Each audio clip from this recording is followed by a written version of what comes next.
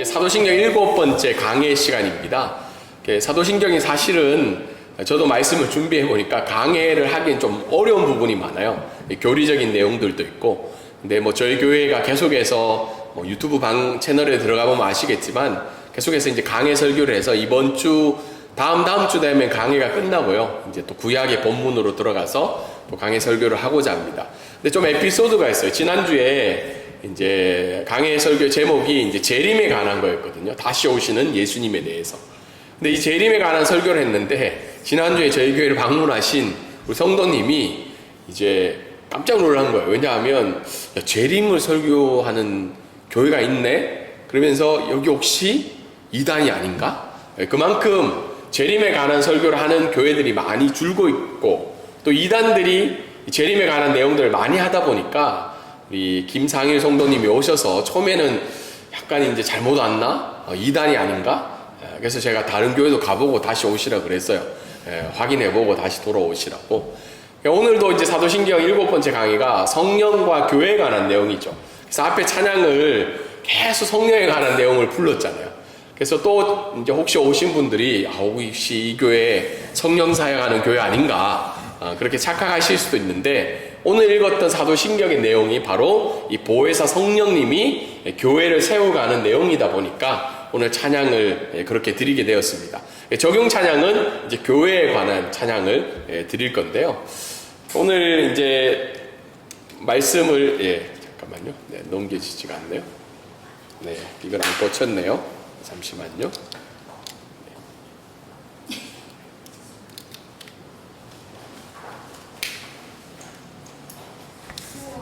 오늘 우와, 아는 내용이 나기 좋죠.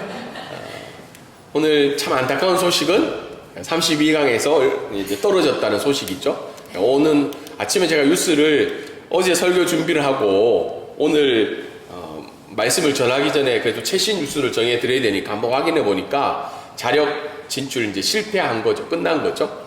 그래서 이제 자력 진출도 실패했고 타력으로도 이제 마무리해서 오늘 귀국한대요. 바로 짐 싸서.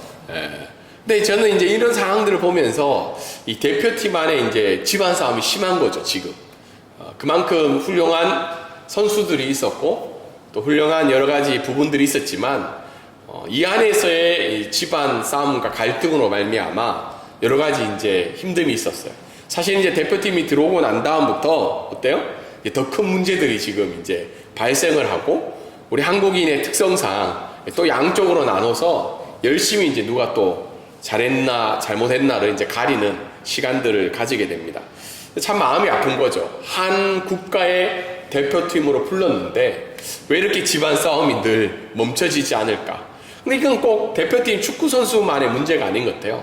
6월 3일 지방선거가 끝난 이후에 이겼던 당에서도 어떻게 해요? 집안 싸움이 일어나고 또 선거에서 졌던 또 야당도 어떻게 해요? 집안 싸움이 계속적으로 갈등이 일어나고 있는 문제인 것 같습니다.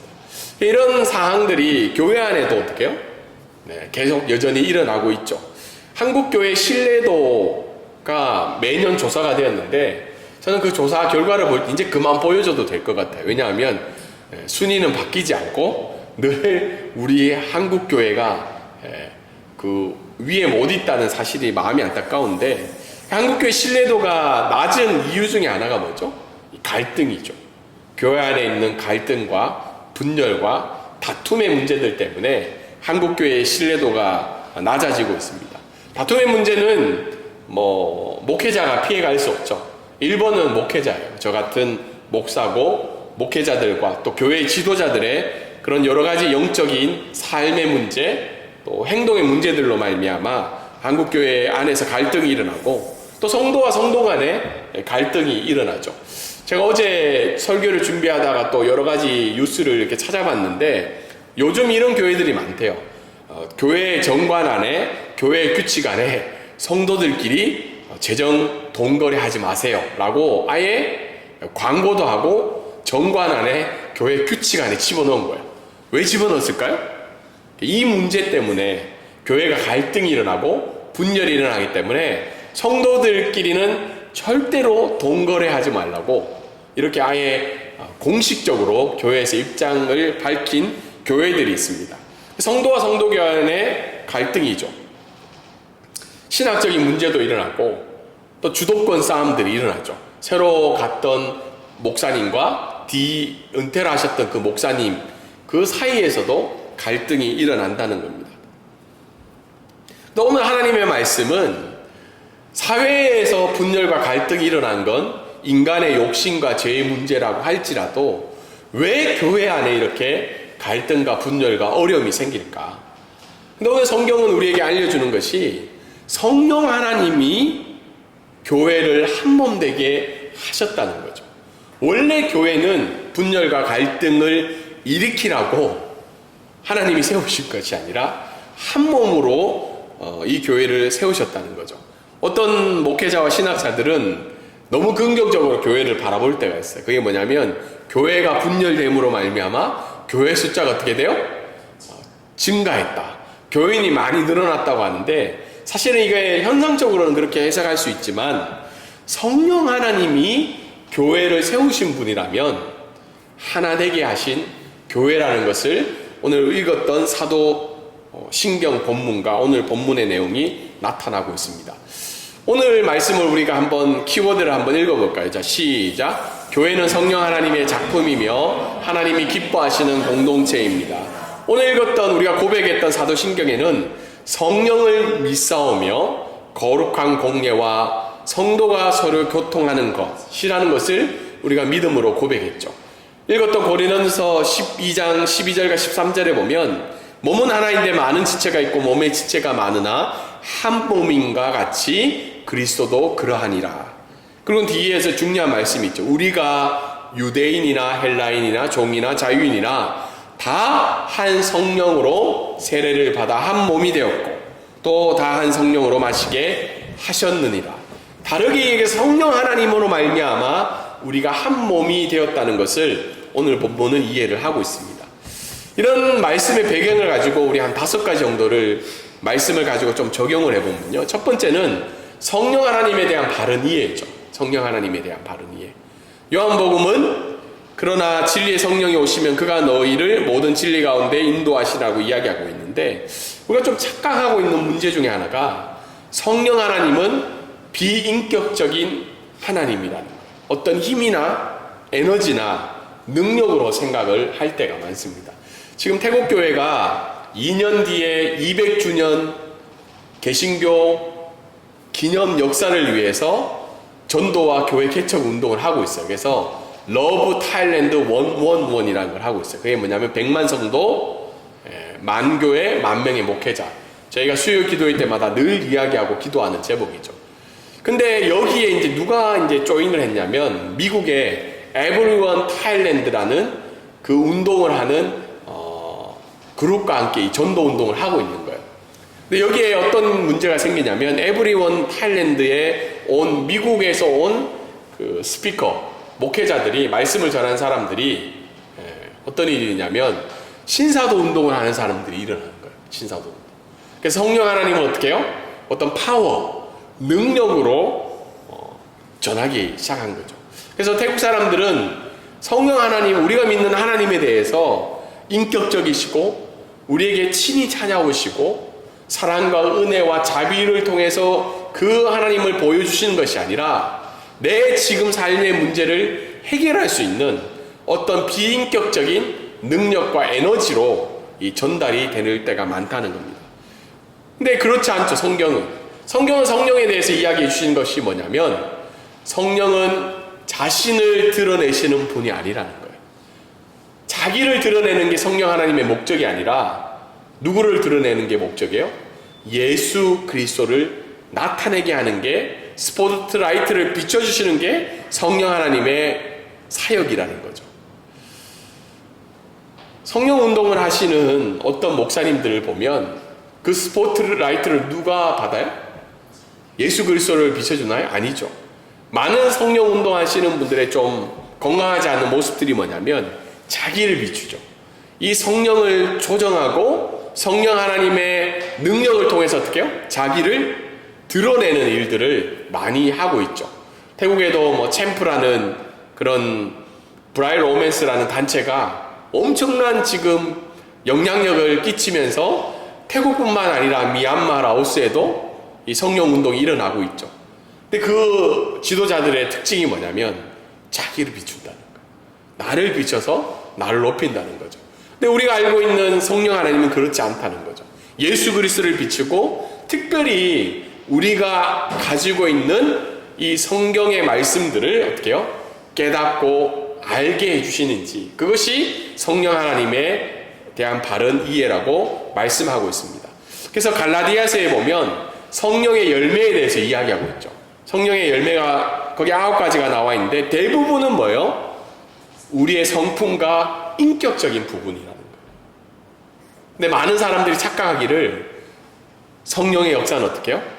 능력과 힘의 역사로 나타난다는 겁니다. 이런 성령 하나님이 교회와는 그럼 어떤 관계가 있는가? 오늘 읽었던 우리 사도신경의 본문에 성령을 믿사오며 거룩한 공예와 성도가 서로 곁하는 것과 성령에 대한 고백, 성령 하나님을 믿습니다라고 한 이후에 공백 없이 바로 어떤 단어가 나와요? 교회라는 단어가 나오죠. 교회라는 단어. 왜 교회라는 단어가 나올까요? 성령 하나님의 사역의 작품이 교회이기 때문이죠. 성령 하나님의 첫 번째 작품은, 사역의 작품이 바로 교회라고 이야기를 하고 있습니다. 그렇기 때문에 교회는 성령 하나님이 만드신 곳이기 때문에 교회는 동호회가 아니에요. 동호회가. 지금 저희 교회는 동호회 할 만큼 숫자가 안 되잖아요. 맞죠? 지금 교인의 절반이 한국에 가 있고, 이제 오늘 지나면 교인의 3분의 2가 다 한국에 가 있어요. 그만큼 동호회를 할 수가 없어. 그래서 감사한 부분도 있어요. 근데 동호회가 아니고 비즈니스 모임도 아니에요. 교회는 내 비즈니스를 위해서. 그리고 요즘 교회가 어느 쪽으로 많이 가냐면 내 마음을 만족시키는 종교적 소비 장소도 아니라는 거예요. 다르게 얘기해서 뭐예요? 내 마음에 위로받고 내 마음에 어떻게 해요? 불편함을 해결하고 내 마음의 갈급함을 채워주는 곳이 교회라고 생각할 때도 있다는 거예요. 근데 오늘 성경은 거룩한 하나님의 교회라는 겁니다. 그래서 목회자도 성도도 이 부분을 놓치고 살아갈 때가 많아요. 만약에 목회자가 교회를 비즈니스 장소라고 생각하면 어떨까요? 지금 많은 사회에 있는 사람들이 교회를 향해서 비판하는 부분이 뭐예요? 교회는 비즈니스 하는 곳이라는 거죠. 종교 비즈니스 하는 곳. 근데 우리가 알다시피 교회는 그런 곳이 아님에도 불구하고 왜 그렇게 이야기하냐면 교회의 재정들이 어떻게 해요? 하나님이 기뻐하시는 곳으로 재정이 나가기보다 목회자가 헌금에 대한 것들을 강조하고 교회가 예산에 대한 부분을 강조할 때 비즈니스인 부분들이 드러나기 때문인 거죠. 그래서 오늘날 많은 교회들의 갈등과 분열과 다툼은 바로 여기에 있다는 거예요. 교회가 어떤 곳이냐는 거예요. 저와 여러분이 정말 성령 하나님의 작품이 교회라는 것을 믿고 살아가나요? 근데 잊어버릴 때가 많죠. 익숙해지고 오랫동안 다니다 보면 이 교회가 성령 하나님의 작품이기 때문에 우리가 교회 공동체를 종기 여기기보다는 동호회와 비즈니스와 심지어는 내 종교적 심리를 해결해 줄 수 있는 만족을 위해서 우리가 교회로 오는 경우도 있다는 겁니다. 오늘 성경은 이야기하는 것이 교회는 이 세상의 새로운 대항 공동체라는 거예요. 읽었던 하나님 말씀 13절에 보면 유대인이나 헬라인이나 종이나 자유인이나 성령으로 세례로 받아 한 몸이 되었고 라는 말이 뭐냐면 이 초대교회에는 늘 갈등이 있었죠. 어떤 갈등이에요? 두 가지 크게 갈등이, 하나는 종족 간의 갈등이죠. 유대인과 유대인이지 않는 사람. 그래서 많은 사도 바울의 말씀에 보면 그 갈등이 일어났죠. 유대인과 헬라인. 그래서 그 사람들에 대해서 다르게 사역하는 구분하는 일들이 많이 일어나서 갈등들이 일어나기 시작합니다. 사도 바울에 보면 과부를 돕는 문제가 나타나죠. 유대인 과부는 교회가 도와주는데 어떤 과부는 안 도와줘요? 헬라인 과부는 도와주지 않고 있죠. 그래서 사도 바울이 권면하기를 그렇게 하면 안 된다. 우리는 주 안에서 안 하기 때문에 두 과부를 다 도와줘야 된다고 이야기를 하고 있죠. 두 번째는 뭐죠? 민족주의죠. 그리고 계급주의. 두 번째는 종과 노예와 주인과의 관계에 대해서 이야기를 하고 있죠. 근데 이 모든 것들을 뛰어넘는 공동체가 바로 교회 공동체라는 겁니다. 우리 한국에도 이런 일들이 있었죠. 조선시대 해방 이후에 교회는 굉장히 이 사회의 대한 공동체였죠. 계급과 경계와 민족과 사회 계층을 넘는 성령 하나님의 대한 공동체였는데, 지금 우리가 있는 이 교회 공동체는 대한 공동체인가요? 태국도 이 계급 사회잖아요. 보이지 않는. 그래서 교회가 똑 사회의 판박이 같은 모습을 가질 때가 많아요. 태국에도 종족들이 나눠져 있죠. 제일 위에가 어떤 종족이 있어요? 중국계죠. 중국계. 그 다음에 두 번째가 타이족, 태국 민족. 마지막이 뭐죠? 소수부족이죠. 그래서 담임 목사님이 소수부족인 교회는 중국계나 태국 사람들이 그 교회 성도가 되지 않죠. 그걸 같은 교회를 섬겨도 어떻게 해요? 밥 먹을 때도 나눠서 밥을 먹고 있는 게 일부 태국 교회의 모습이라는 겁니다. 오늘날 우리들의 교회는 어떤가요? 우리들의 교회. 지금 한국 교회의 가장 큰 문제 중에 하나가 정치적인 신념의 문제죠. 자와 우가 나뉘어서 교회 안에도 늘 다툼이 있어서 목사님들이 지혜롭게 어떤 위치를 가지고 있나요? 중립이죠. 중립이라는 이유로 이야기를 하지 않는 거죠. 왜냐하면 이야기 잘못했다가 문제가 생기니까. 사실 그런데 성경의 원리 안에는 하나님이 기뻐하시는 정치적인 원리들이 있어요. 그것이 좌우의 문제가 아니라 하나님이 기뻐하시는 원리들이 있다는 거죠. 근데 안타깝게도 그 원리들이 어떻게 해요? 각자의 정치적인 신념에 따라 해석이 되니까 아예 그 이야기를 할 수 없는 사항들이 생기고 있다는 겁니다. 저희들의 교회는 어떤가요? 다름이 인정되고 있나요? 다름이? 뭐 이렇게 얘기해서 자꾸 미안하지만 저희 교회는 소수라서 다름을 나눌 수가 없어요.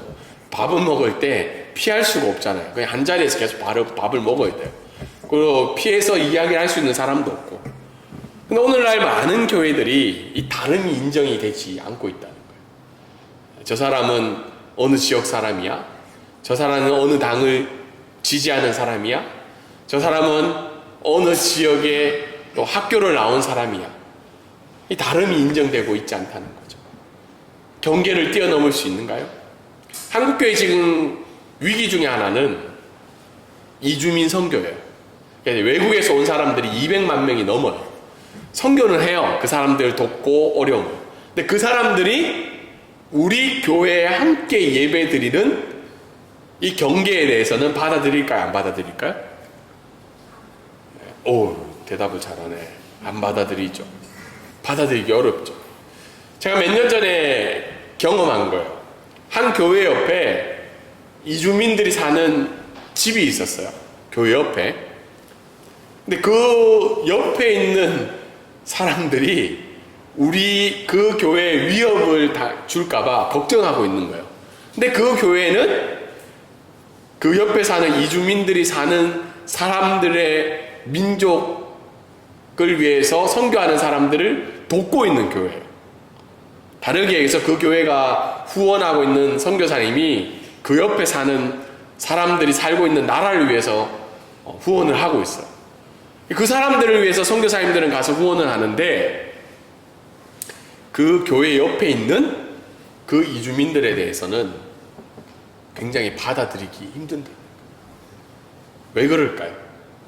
오늘 성경이 이야기했던 유대인이나 헬라인이나 종이나 자유인이나 성령의 세례를 받았지만 한 몸이 되지 못하고 있는 상황이라는 거죠.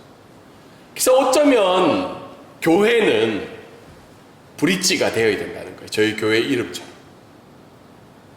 경계와 민족과 계층을 뛰어넘어서 하나님과 하나님의 백성 사이에서 우리들의 삶은 브릿지가 되어야 되고, 그것이 바로 대한 공동체가 되어야 된다는 겁니다.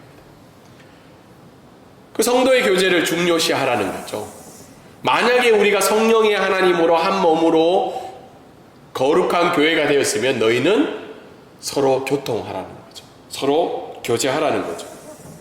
네, 여러분, 성도들의 교통과 교제는 무엇인가요? 뭘 가지고 교제를 해야 될까요?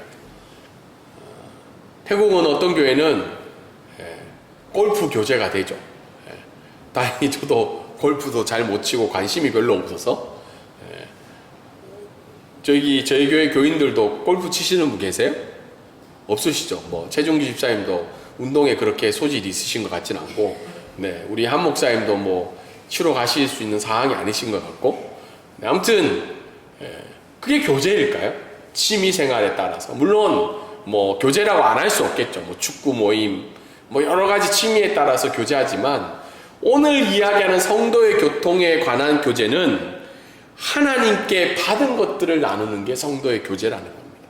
사도행전 2장에 나와 있는 거 있죠. 뭐 음식을 나누기도 하고, 근데 중요한 건 뭐냐면 하나님께로 받은 것들을 나누는 게 성도의 교통이라는 겁니다. 뭘 나누었죠? 하나님이 뭘 나눠주셨죠? 그것은 바로 예수 그리스도로 값주고 사신 그 생명을 나누는 게 성도의 교통이라는 거예요. 교회 안에 어떻게 해요? 예수 그리스도로 인한 생명의 역사가 나타나지 않는다면 그 성도의 교제가 아니라는 거죠. 그래서 성경의 진리가 나눠져야 되고, 하나님의 임재를 경험하는 것이 나눠져야 되고, 인종과 계층과 소속된 교회를 넘어서는 기도의 확장이 있는 교회가 바로 성도의 교통이 있는 공동체라는 겁니다. 제가 이 말씀을 준비하면서 그래도 참 감사하다. 저희들이 수요일 날 뭐 3명, 4명 모여서 기도하거든요. 뭐 교인의 한 40%는 모이는 것 같아요. 이제 또 한 명의 교인이 가서 이제 숫자가 줄었어요. 9명에서 8명으로. 네. 정회원이 줄었는데, 수요일 날 그래도 저희가 한 시간에 어떻게 해요? 타인을 위한 기도해 보면 이렇게 쭉 기도 제목 7명, 8명씩 늘 이렇게 기도를 하는데, 가끔 그런 생각도 해요. 뭐 이렇게 가끔 기도해서 무슨 의미가 있을까? 우리 기도하기 바쁜데 이 많은 사람들 기도하는 게 의미가 있을까? 근데 오늘 성경이 이야기하는 성도의 교제는요, 인종과 계층과 소속된 교회를 넘어서는 기도의 확장이 있는 것이 바로 하나님이 기뻐하시는 성도의 교제라는 겁니다. 그래서 오늘 방문하신 분들한테 기도를 부탁드리는 것이, 한 주 잠깐 드리지만 이 교회가 이런 교회가 될 수 있도록 기도해 주시고, 또 여러분이 사역하고 섬기는 교회가 이런 교회가 되도록 함께 기도했으면 좋겠습니다. 마지막으로 오늘 말씀을 통해서 우리가 알 수 있는 것은, 그러면 성령 하나님이 한 몸으로 주신 이 교회를 나는 어떻게 대하고 있는가? 우리 다시 한번 그 줄만 고백해 볼까요? 사도신경 내용. 자, 시작. 성령을 믿사오며 거룩한 공예와 성도가 서로tuk한 것. 어떤 책에 보니까요, 현대 그리스도인의 3가지 함정이라고 되어 있는데, 교회에 대한 3가지 함정이 있대요. 첫 번째는 소비자 의식이 있대요. 내가 소비하는 곳이에요. 내가 헌금을 내고 내가 서비스를 받는 곳이 교회라고 생각하죠. 두 번째는 뭐죠? 비평가 의식. 교회를 비평할 수 있다는 거죠. 세 번째는 뭐죠? 개인주의인 거죠. 내가 결정하고, 내가 소비를 결정하고, 내가 오고 안 오고를 누가 결정한다는 거죠? 개인주의라는 거죠. 그러니까 어느 날은 뭐 유튜브로 예배드리고, 어느 날은 오고, 어느 날은 조교회 가고, 어느 날은 쉬고, 이게 다 내가 결정한다는 거죠. 오늘 성경 말씀은 우리는 그리스도 안에서 지체이지 소비자가 아니라는 거예요. 하나님이 한 몸으로 세워주신 지체라는 거죠. 각자의 어떻게 해요? 배역과 역할이 있다는 겁니다. 하나님이 한 몸으로 세우기 위해서 각자에게 주신 그 배역을 충실히 감당하기 위해서 우리를 한 몸으로 불러주셨다는 겁니다. 그리고 나만 아는 것이 아니고 다른 지체를 서로 알아가라고 오늘 성경은 이야기를 하고 있습니다. 옆에 책의 제목이 나와 있죠. 사실 필립 양씨가 마음이 안타까운 것이 불륜을 저질렀죠.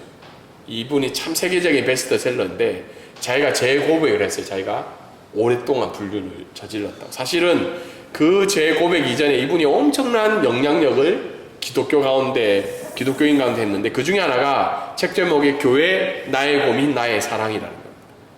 많은 사람들이 교회를 사랑해요. 또 교회를 다닙니다. 근데 많은 사람들이 교회 안에서 갈등을 겪고 아픔을 겪고 분열을 경험하기 시작합니다. 그래서 그게 뭐라는 거예요? 나의 고민이라는 거죠. 이 교회를 어떻게 해요? 버릴 수도 없고 그렇다고 교회를 계속 나갈 수도 없고